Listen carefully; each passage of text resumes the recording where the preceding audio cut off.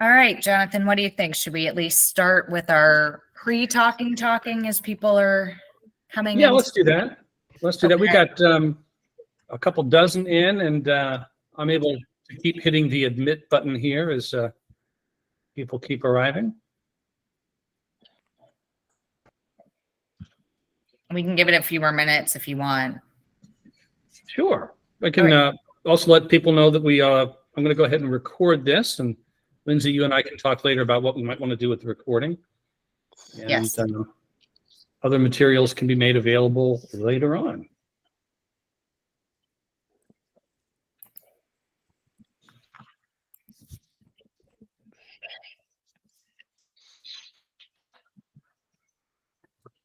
And I'll remind folks that unfortunately I goofed when I set this up, and I didn't set it up for monitor controlled. So in order to toggle both of our microphones back and forth, we have it on an open platform, which means that we need to rely on you to mute your own microphones, please, as we go. And so far, it looks like only one person has not yet muted their microphone. So thank you all very much for that.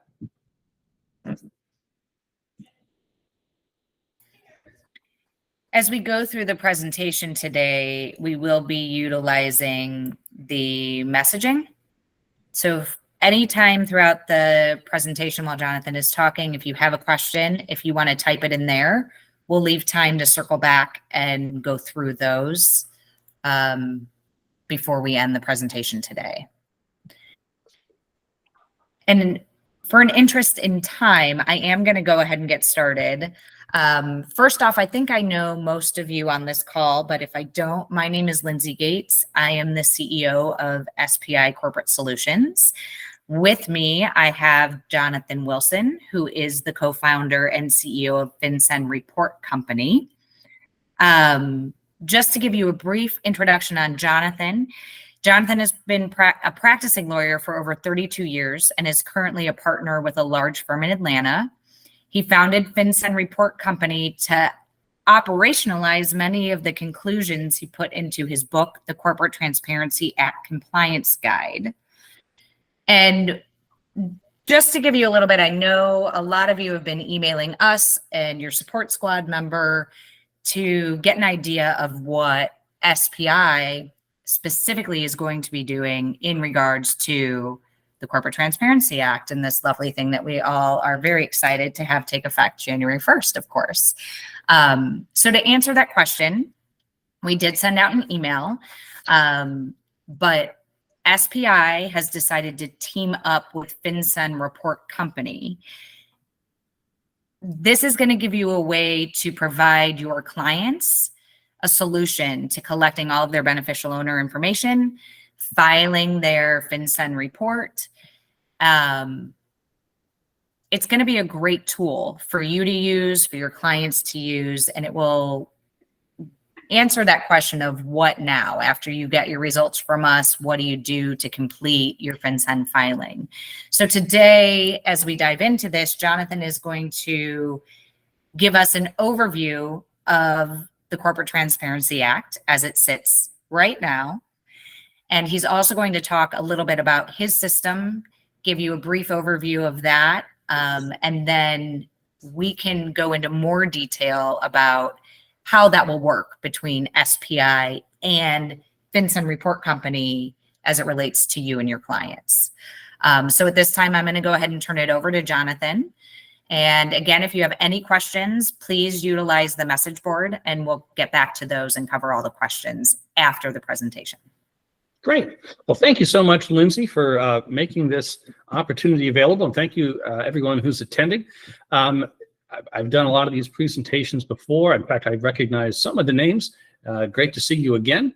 What I'm going to do today is about 40 minutes, half of which is going to be overview to the CTA and a few examples of some commonly seen fact patterns that you'll want to be familiar with.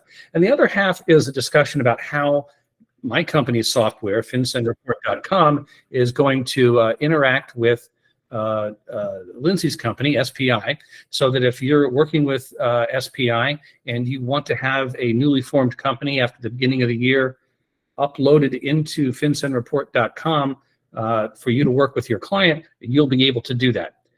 SPI is not going to upload any company information without your permission. If you're one of our customers, if you do want to use the tool, simply say yes when the opportunity comes along, and you'll get connected with it. And I'll get into some of those details as we go. So hopefully you're all seeing on the screen here my deck of slides. Talking about the Corporate Transparency Act, the first thing is to understand what is a reporting company, what is an exempt reporting company, and then who are the beneficial owners of our non-exempt reporting companies who are going to have to file. There's a logical process that the FinCEN regulations have, and what we've tried to do in our software is operationalize the logic behind those regulations to make it easier for you to guide your clients through the process. We don't file reports for you. What we do is help you collaborate with your clients to prepare the report, and then when your client presses the button to file, we take that report as you've collaborated with your client on it, and we file that electronically directly with FinCEN through their API. By now, everybody in this business should know that the Corporate Transparency Act is a law. It was adopted by Congress at the end of 2020, beginning of 2021. FinCEN, a division of the U.S. Treasury Department, has adopted regulations. You can find them at 31 CFR 1010.380. And it would definitely be a good idea to get up to speed on those. I'm going to give you a high-level overview of all of that. The purpose of the Corporate Transparency Act, of course, is to eliminate corporate anonymity so that it's no longer possible to launder money the way it used to be through the use of anonymous entities. And most reporting companies are going to need help from people like you to navigate their way through the process of figuring out whether they're exempt, and if they're not exempt, who are the beneficial owners who need to be included in the report. And that's what we're going to talk about today. So, as you probably know, corporate transparency works so that entities that are formed on or after January 1, 2024 are going to have to provide the information about their beneficial owners and the names and information about their company applicants. Entities that are formed before January 1, 2024 only need to provide the information about their beneficial owners. They never need to identify their company applicants or provide any information about the company applicants. It's important to get this stuff right because while FinCEN is probably going to be pretty reasonable in dealing with folks because they know 30 million companies are going to have to figure this out for the first time. In theory, at least, the regulations provide for a $500 per day fine for getting it wrong. And it can actually become a felony if someone willfully fails to file or willfully files false information. So you want to be sure to get this stuff right. So first question, is the entity a reporting company? You are a reporting company if you are a corporation, an LLC, a limited partnership, or any other entity that is formed by the filing of a document with the Secretary of State. You are also a reporting company, a foreign reporting company, if your entity is formed outside the United States, but it does business in the U.S., and it has been registered to do business in the U.S. by the filing of a document with a Secretary of State. So what's an example of something that's not a reporting company? In some states, a general partnership is not a reporting company. In my home state of Georgia, for example, you can create a GP without filing any documents anywhere. That's not the case everywhere.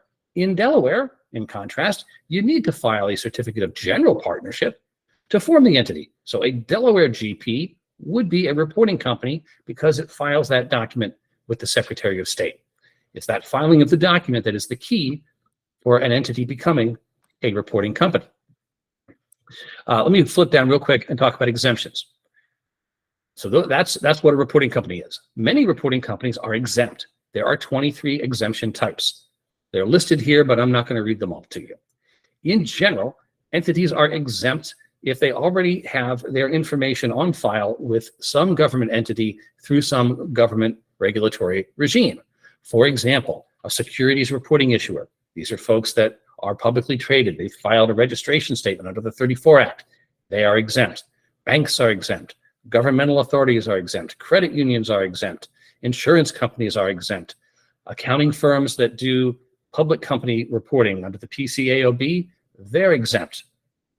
Law firms, not exempt. The one exemption that's going to be the most interesting to everybody here is the large operating company exemption. I think we talk about that a little bit later on. I'm going to skip over it for now. In short, if your entity has more than $5 million as reported on its last tax return and more than 20 full-time employees, it will be exempt. But be careful, an entity that has those two requirements satisfied and then has a couple of employees leave, so they fall below 20. When that last employee gets us below 20, the entity ceases to be exempt. Starts a 30-day clock for that entity to have to file its first report. That's what makes an entity exempt. So let's assume that you're dealing with an entity that is not exempt, okay? It's going to have to file a beneficial ownership report that identifies its beneficial owners. Who is a beneficial owner? You are a beneficial owner if either you have 25% or more of the ownership interest of the company, or you exercise substantial control. Both of these concepts are embedded in the definitions. You need to crack open the definitions to actually read them. I'm going to go over the main concept here, but just be aware it's tricky. 25% is not always 25%, and substantial control doesn't mean that you get to make all the decisions and you have a veto. Substantial control means something very different under the brave new world that is the Corporate Transparency Act. So 25%, how do we calculate 25%? If you have two individuals who form an LLC and they're each 50-50 owners, obviously they're both over 25%. But in other situations, it can be harder to measure. There are 4 rules to keep in mind when you're calculating percentage ownership. The first is the present time rule.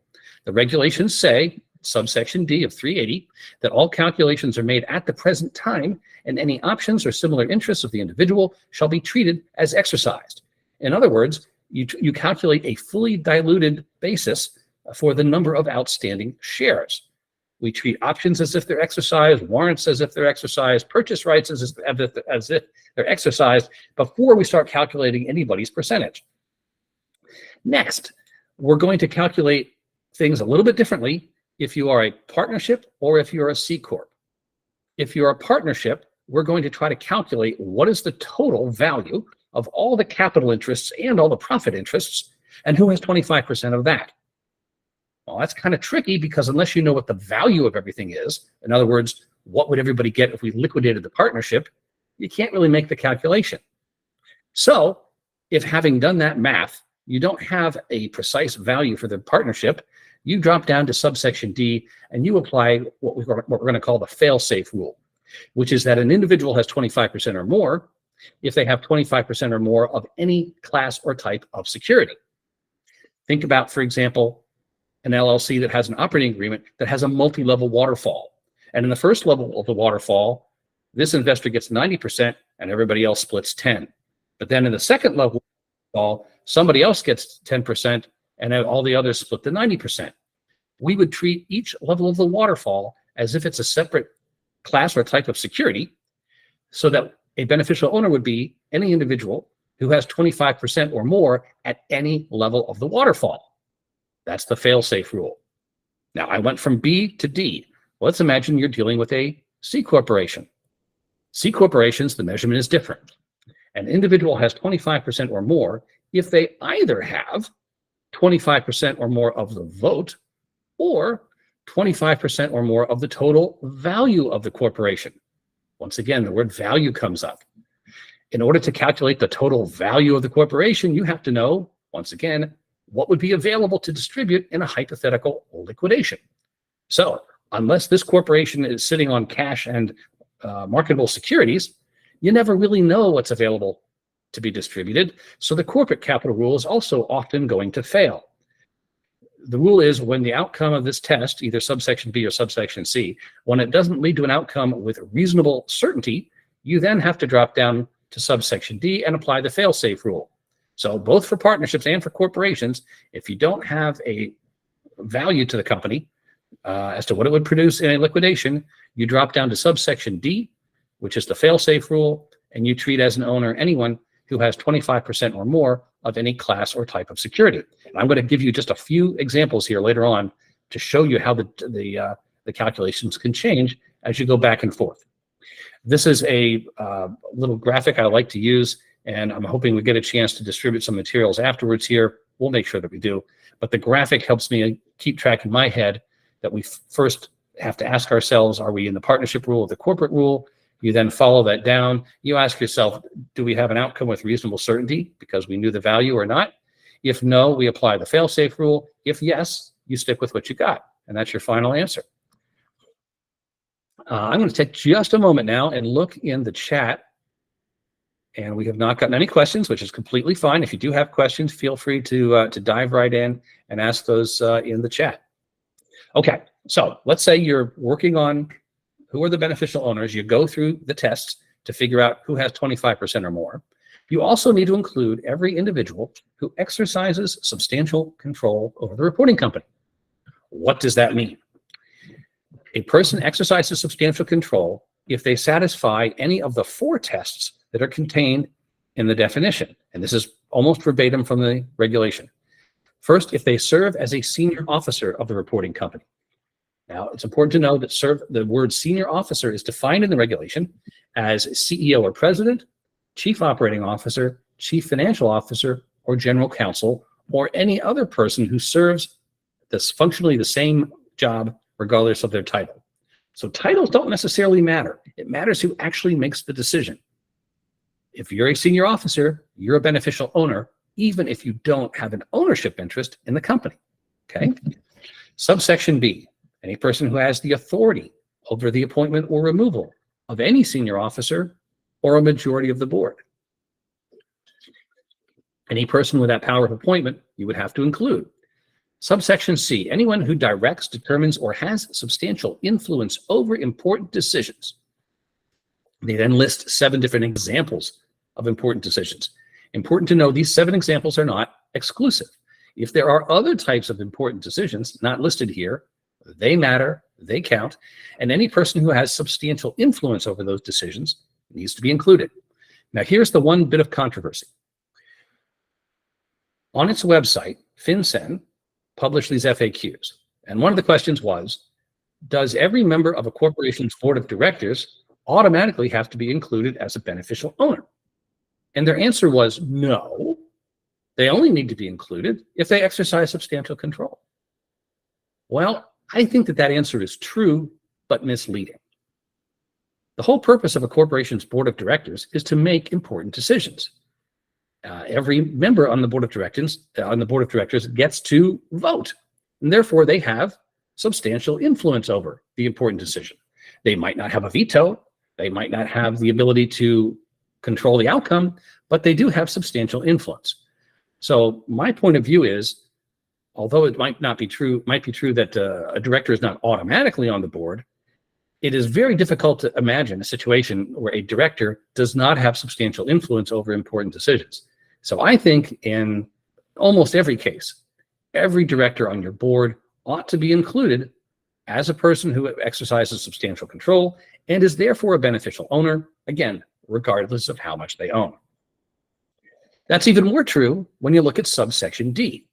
If you've made it all the way through this list of requirements, you still need to be included as a beneficial owner if you have any other form of substantial control over the reporting company. Who knows what that could be? Those phrases, substantial control, and the phrase substantial control is not defined in the regulations. We're left to exercise our own imagination. So what this means is when you're using the FinCEN Report software, we'll show you that later, if you use our Advisor Pro platform, which we're able to make available to the law firms and accounting firms that are here, we have a wizard that will actually walk you through all of the logic that I just described. The logic of figuring out who is a 25% owner and applying both the capital test and the partnership test, and then applying the fail-safe test if that applies, and then also walking you through the prompts to identify every person who might exercise substantial control.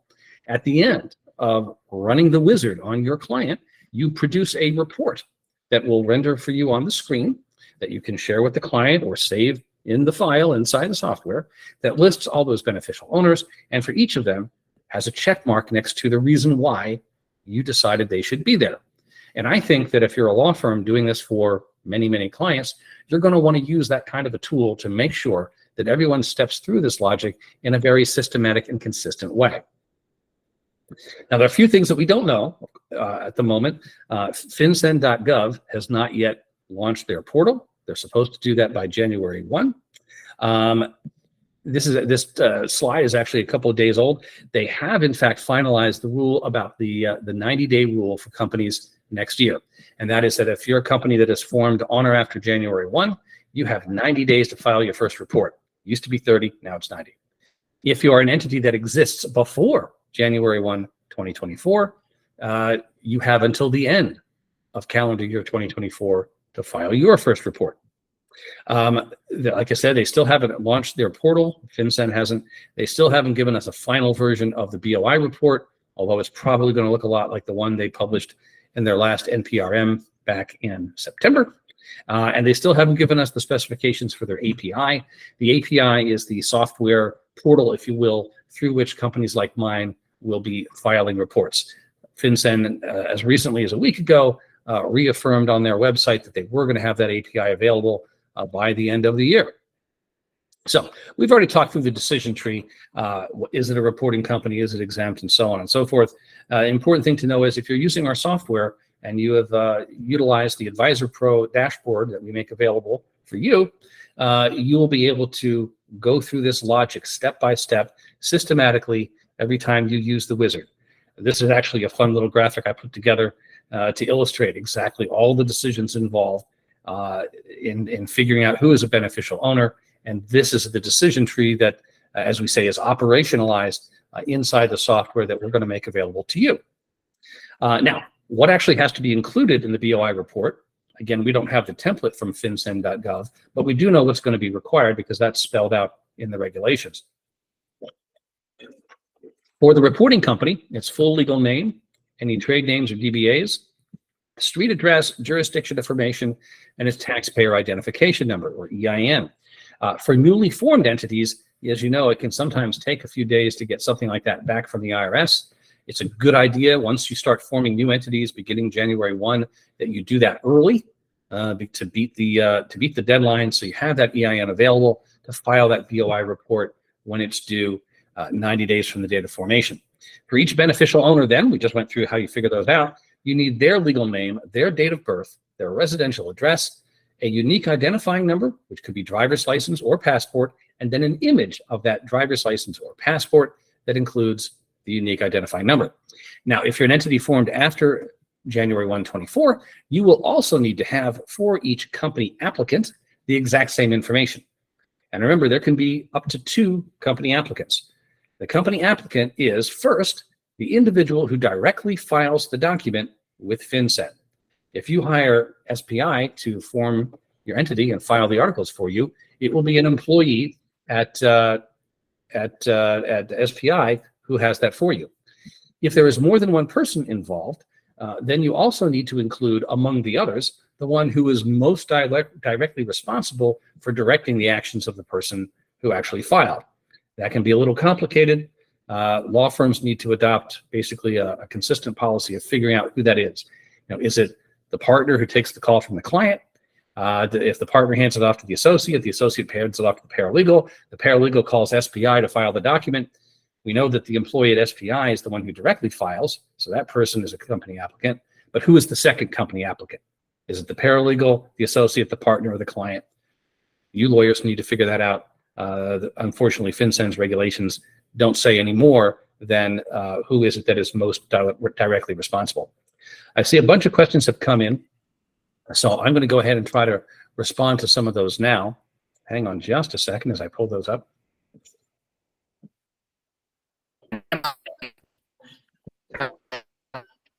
Lindsay, it sounds like you're talking, but you're not coming through clearly. I'm sorry, Lindsay, I can't hear you. Text me on my phone if we need to talk. One of the questions is, do you need to have an FEIN for each entity? What if the entity is an SPE that uses a pass-through?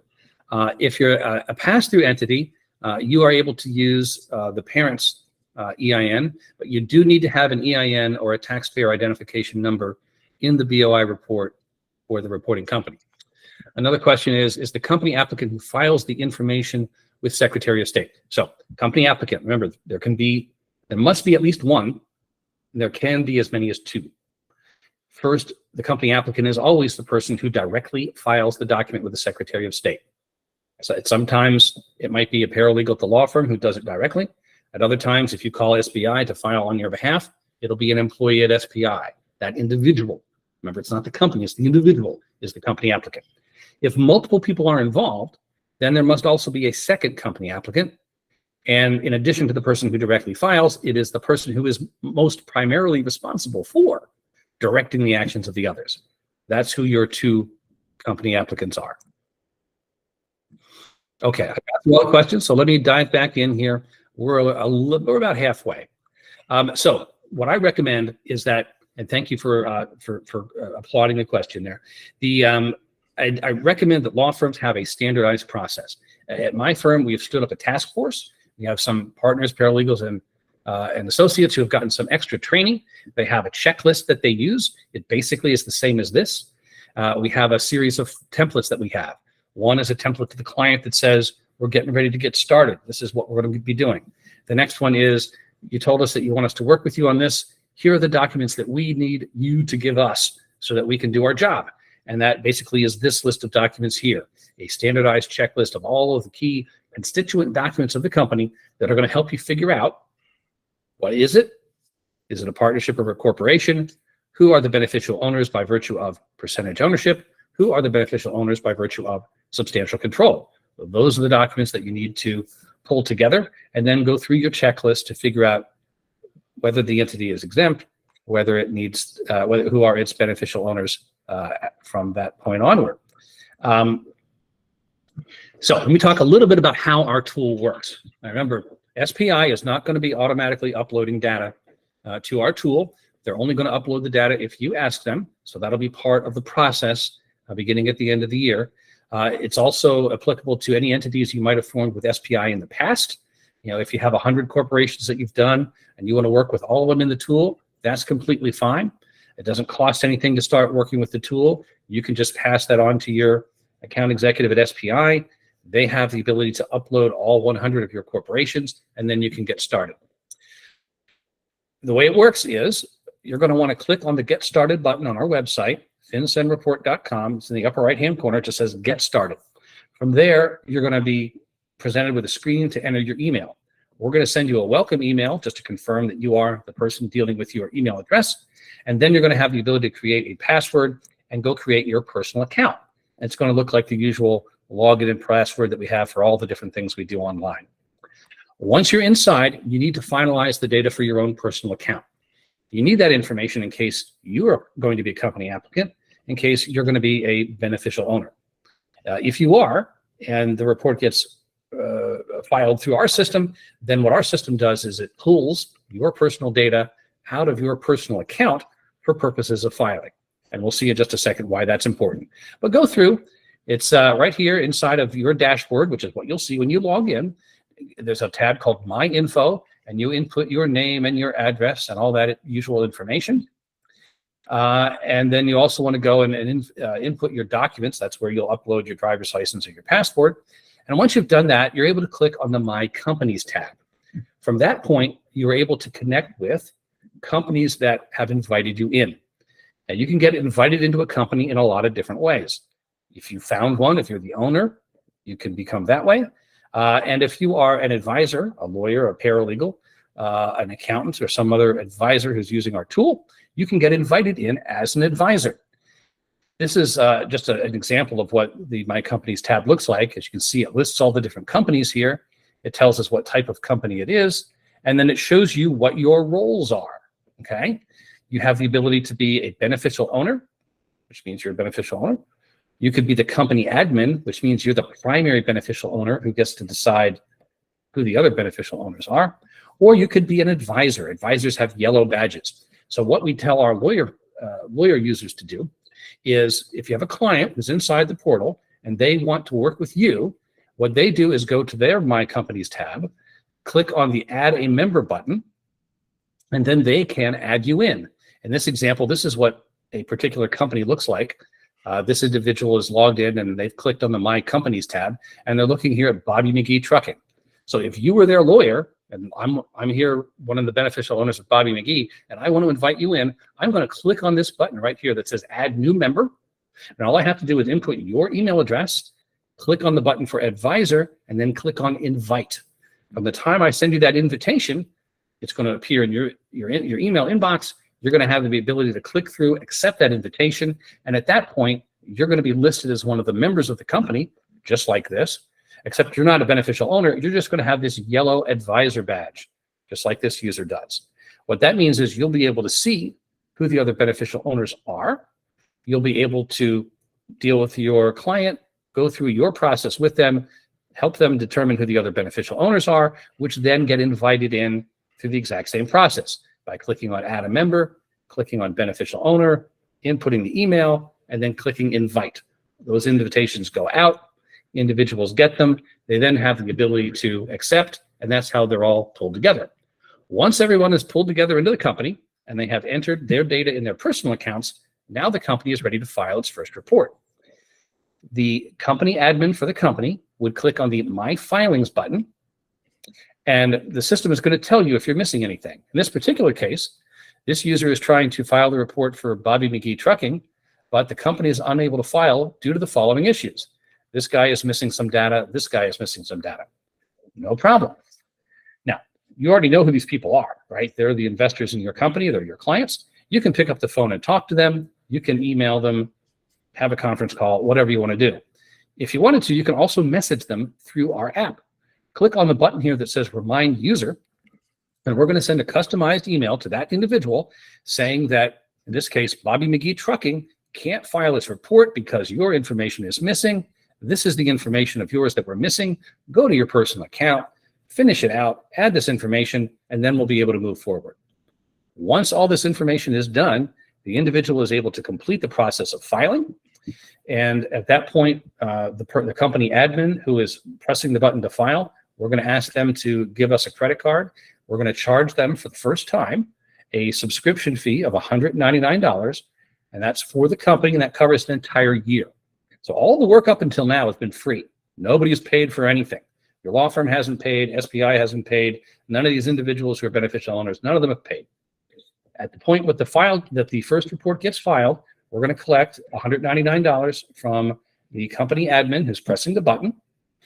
At that point, the report goes through, and that's when the fun stuff begins. Because now, remember back here where we have everybody's information inside the company account for all these beneficial owners. Well, if one of these individuals changes their name, changes their driver's license or their other document, what we're going to do is we're going to notify every reporting company in the system who is connected to that individual as a beneficial owner that their data has changed and therefore an amendment is required. If that reporting company is one of our subscribers, they paid the $199, they're able to file that amendment at no additional charge, completely free. There's some other platforms out there that want to charge you every time you file an amendment. We don't do it that way. For us, it's an all-you-can-eat system. The company buys 1 year of service for the $199 that covers the initial report. It covers all of the subsequent amendments that might be required. So that's all the details. We just went through that there. If your law firm is interested in using the tool and having access to the wizard, there is a charge to the law firm for using the wizard. Contact me after this, and I can get you a demonstration of how the wizard works, and we can talk about whether that's something you want to use with your law firm. I see there's some questions. I'm going to rest my voice for just a second as I read this, and then I'm going to answer your question. Okay, so the question is there an instruction sheet that you can forward to your clients? So I've put together generic versions of that I've given out at continuing education seminars. If you work with us, I'm happy to share all those templates with us. Again, contact me afterwards and we can do a demo with the wizard, and I can share all those templates with you at that time. That's separate from our reporting tool. That's just something we do to help you out. So I want to give you just a couple of examples to show how this all comes together. Well, then I'm going to stop talking and we can maybe answer any other questions that have come up, because I see we're coming up on about 35 minutes here. So let's take this example, all right? Larry, Bill, and Sally form a corporation. They each get 1,000 shares of stock. Larry's the CEO, Bill is the CFO, and Sally is the head of marketing.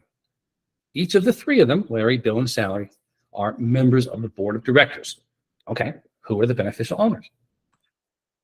Well, first we're going to look at beneficial ownership status based on ownership.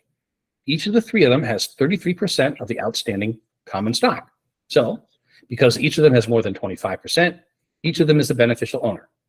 Is that outcome reasonably certain? Yes, it is. It doesn't matter if it's worth $1 billion or $10, they each still have 33%. Easy.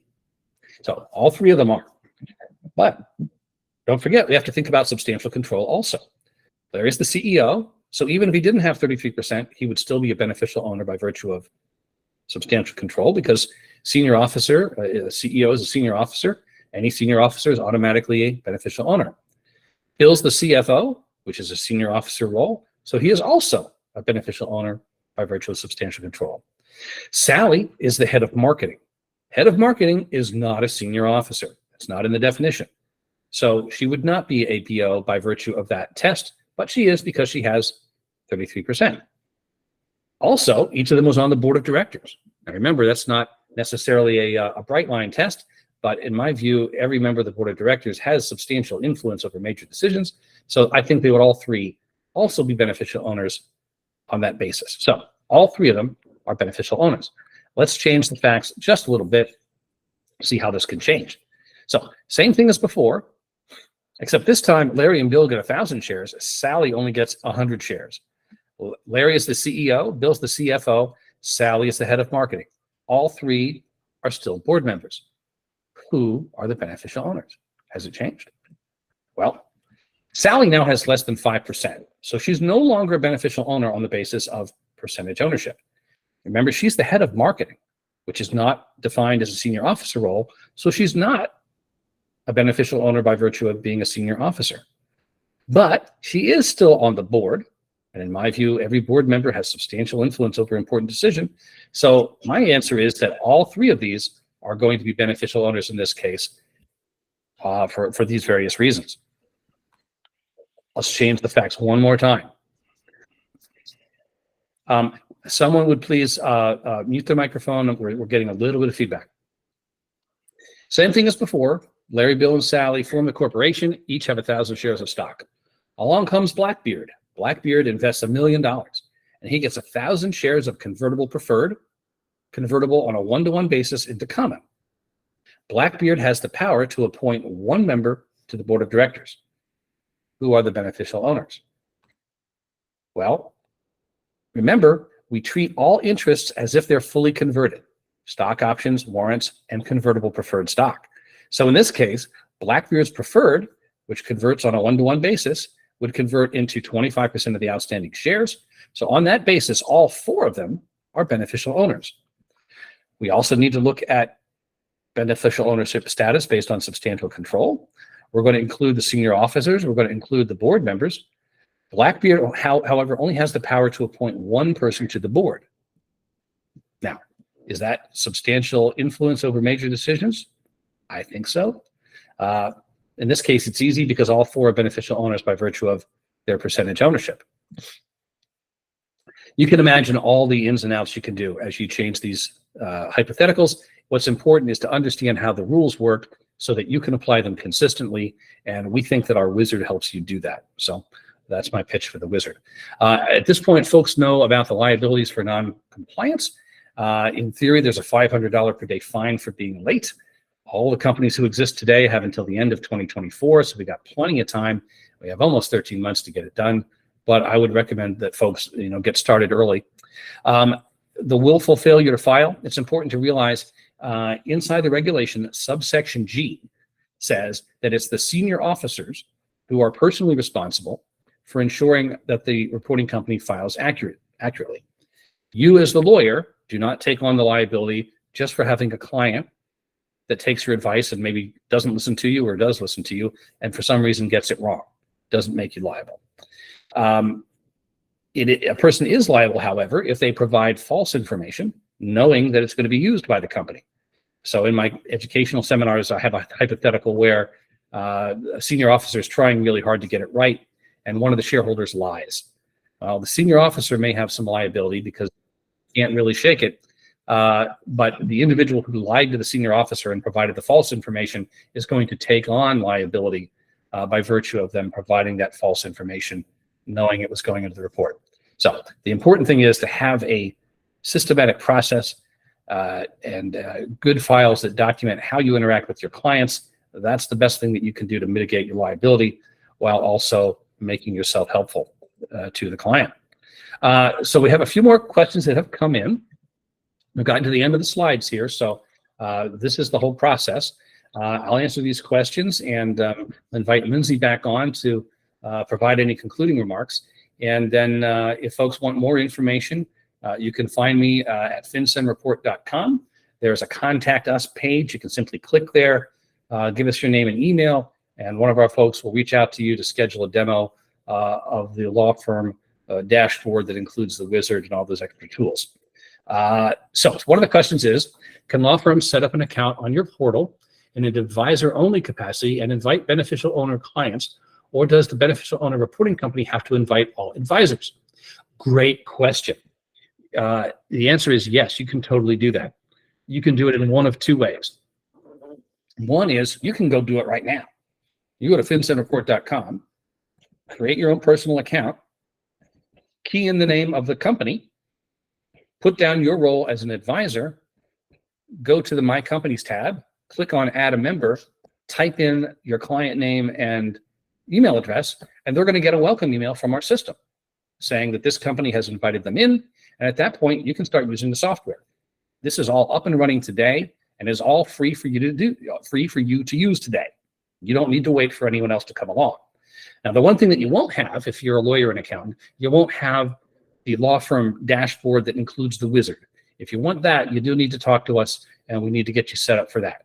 But right now today, you can use it exactly that way, and the lawyers can initiate the process by keying in the information that defines the company, company name, company type, state of organization, going to the My Companies tab, and then manually inputting client email addresses and inviting the clients in. That works. You could do that today. Okay, here's another question. If there have been changes in the beneficial owners, must a new FinCEN report be filed? If so, what is the time frame provided after such changes occur? Great question. The answer is yes. After the reporting company files its first report, if there is any change in who is a beneficial owner, or any change in the PII of the beneficial owners, then the reporting company must file an amendment that updates all that information within 30 days after the event takes place. I'll repeat that again. After it files its first report, if there is any change in the identity of the beneficial owners or any change in the beneficial owner data previously reported, the reporting company must file an amendment within 30 calendar days after the event takes place. It's important to note it's 30 days from when the date takes place. So for example, you have a corporation, one individual is a beneficial owner because they're a senior officer and they die. It's the death that starts the 30 days clicking. It's not when you find out about it. And it's not when the estate perhaps lets the company know. It's when the event takes place. That's one of the most tricky things. There's a couple other questions here. Has there been any discussion of what happens if the EIN is not available?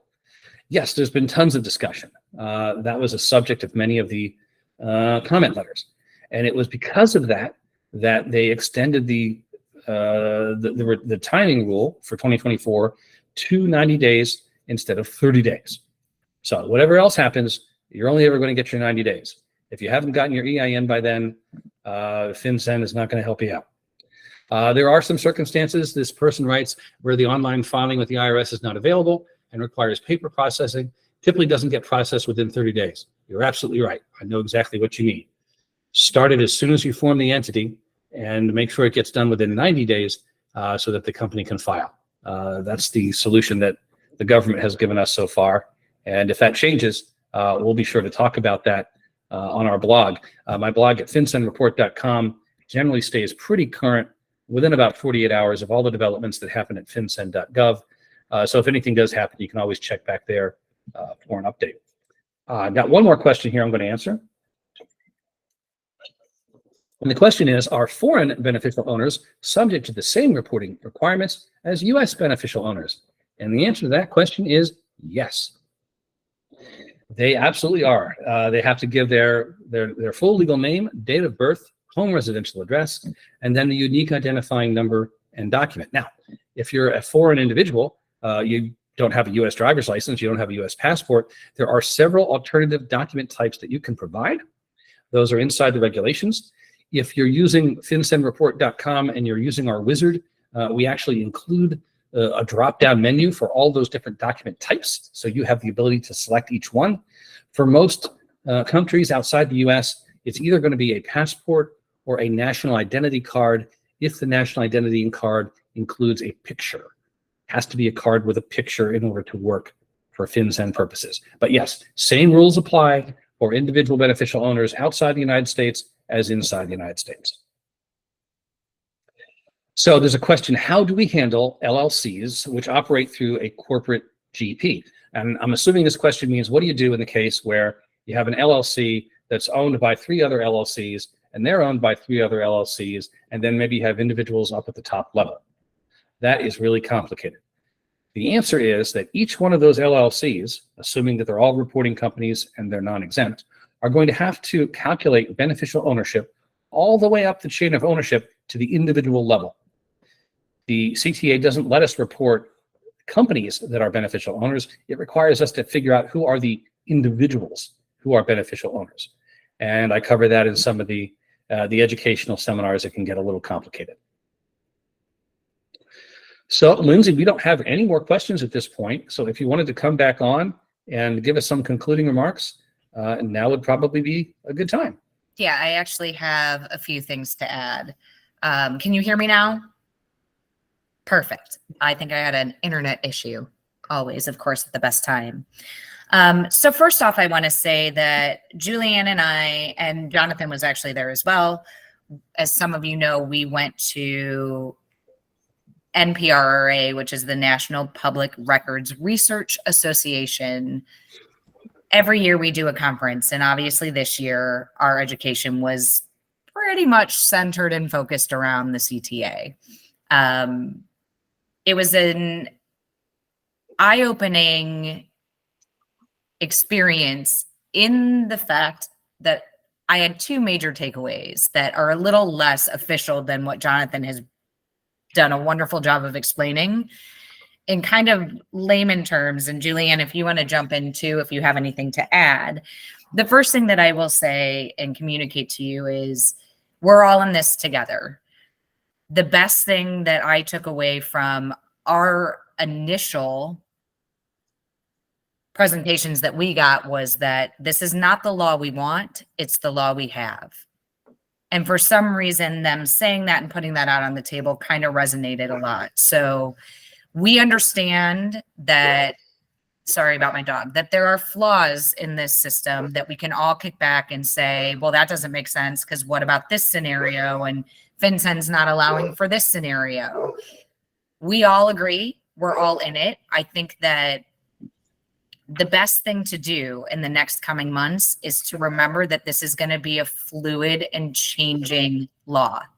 As it continues to go, FinCEN is going to make changes. And I think we all have to be open to adapt with that and understand that what you learn today may completely change mid-January. So I'm telling people, stay calm, make sure you're following along. There's a lot of information out there, and we're trying our best to get you the information that we have. The problem is FinCEN is not cooperating in getting us that information. The second part kind of leads towards what I was saying about that. We were fortunate enough at the NPRRA meeting to, from what I understand, be one of the first to have an actual FinCEN representative on the call or have a call with us. And we were able to submit questions ahead of time. We were able to ask him questions on the call. Most of the answers were, I cannot answer that at this time. So take that for what it is. It's not that we're trying to slide past your questions or not answer because we just don't know. The answers don't exist right now. And we get that that's frustrating. We're all frustrated. We're all in the same boat here. So that's number one. The second thing that I just want to touch on very briefly, and again, I apologize about my dog. There's someone right outside, of course, right at this moment. But the other thing that I want to touch on is just how is this going to work for you guys with SPI, right? So right now, the way that we envision this working is when you get your results back from us, it'll be the exact same way it's always been. You'll get your email with your evidence and your invoice. On our actual email to you, we will be including our FinCEN IDs. So whichever support squad member on the SPI team handles your order, when you get your results, you will be supplied with their FinCEN ID, which is what you will need to either file your FinCEN report or pass along to your client so that they have that, so they can put that down as the company applicant. If we are using a third-party vendor to do the actual handing over of your filing to the Secretary of State, we will also give you their information in place of ours. So we will be proactive in providing you with the FinCEN ID that you and or your clients need in order to complete the company applicant section from us. So that's step number one. Also on that email, you will be asked, would you like us to set this entity up in FinCEN Report Company? You can reply, you can handle this on a case-by-case basis like we do with a lot of other things, and you can say yes or no, or you can arrange it with us to where you just want them all to be set up. In that event, either way, what we will do on our end is after we get the yes from you, we will go into FinCEN Report Company. We will put in the entity information along with the one contact information that you give us to start the process rolling. That's kind of going to be your parent of that entity. They will then get an email. Whoever you asked us to put as that owner for FinCEN Report Company will get an email inviting them to go on to the site that Jonathan was showing you earlier. So the hope is that we're going to make this really easy for you, but we're not just going to hand over your information or your client's information to FinCEN Report. We will check with you first, get your okay, and then we can start the process going. But what we're trying to do here is provide a secure database where your clients or you will be able to collect all your beneficial owner information and file your FinCEN report. At this point in time, SPI will not be filing any FinCEN reports for you or for your clients. That may change down the road, but for right now, that is why we have decided to partner with FinCEN Report Company. Jonathan has a lot more knowledge in this. They have been following this a lot longer than we have, and they are true experts. As expert as you can be at this point in this process, right? So we are, much like you, relying on them to assist us through this process. But we are here to hold your hand and get you there as easily as we possibly can. Do we have any additional questions? You can put them through the messages, or if you want to unmute and just speak, that's fine. But anybody else have any questions before we hang up this call? And Lindsay, I'm going to go ahead and stop the recording now. So if Fine. people do want to ask more questions, they won't be recorded. So Sure. we are stopping the recording.